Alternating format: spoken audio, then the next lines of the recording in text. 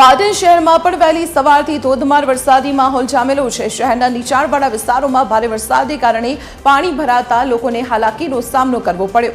પાટણ શહેરના રેલવે ગરનાળાની આ તસવીરો અમે આપને બતાવી રહ્યા છીએ કે જ્યાં વરસાદી પાણી ભરાઈ ગયું। રેલવે ગરનાળામાં પાણી ભરાતા વાહન વ્યવહાર સદંતર ઠપ થઈ ગયું છે। વેપારીઓને હાઈવે તરફ જવાનો માર્ગ બંધ થતા હાલાકીનો સામનો કરવો પડી રહ્યો છે। અહીંયાથી મોટાભાગના લોકો પાટણમાં ધંધાતે આવે છે અને પાટણથી ધંધાતે બહાર જાય છે। તેમ છતાં રેલવેનું પ્રથમ ગરનાળું સામાન્ય વરસાદમાં ભરાઈ જાય છે। એટલે પાટણ નગરપાલિકા ઘોર નિંદ્રામાં છે અને એની પ્રી માનસૂન કામગીરી માત્ર કાગળ ઉપર રહેવા પામી છે। આજુબાજુ કોમ્પ્લેક્સો પણ આવેલા છે। તો પાટણ નગરપાલિકાનું વહીવટી તંત્ર સત્વરે જાગી અને આ સમસ્યાનો હલ કરે। હમણાં પાટણ વિસ્તારમાં પાણી ભરાઈ ગયું છે। અમારા ધંધા વિસ્તારમાં તકલીફ બહુ પડે છે। ફરી ભરીને જવું બધા નાળાનું કંઈક કરો।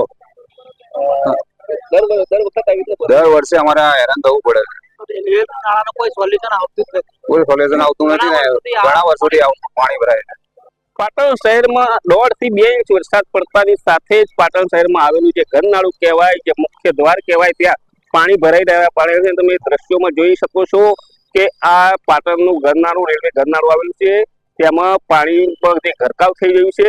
આગળ જે ખેતીવાડી ઉત્પન્ન બજાર સમિતિ આવેલી છે, એસપી કચેરી આવેલી છે, આ બાજુ જનતા હોસ્પિટલ આવેલી છે, સ્કૂલ આવેલી છે, તે આ જે મુખ્ય રસ્તો જે કહેવાય તેના કારણે વાહન ચાલકો તેમજ રાહદારીઓ ખૂબ પરેશાન થઈ રહ્યા છે। નગરપાલિકાનો પ્રી મોન્સૂન પ્લાન ફક્ત ને ફક્ત કાગળ ઉપર હોય તેવો જ દ્રશ્યો અત્યારે જોઈ શકાય છે।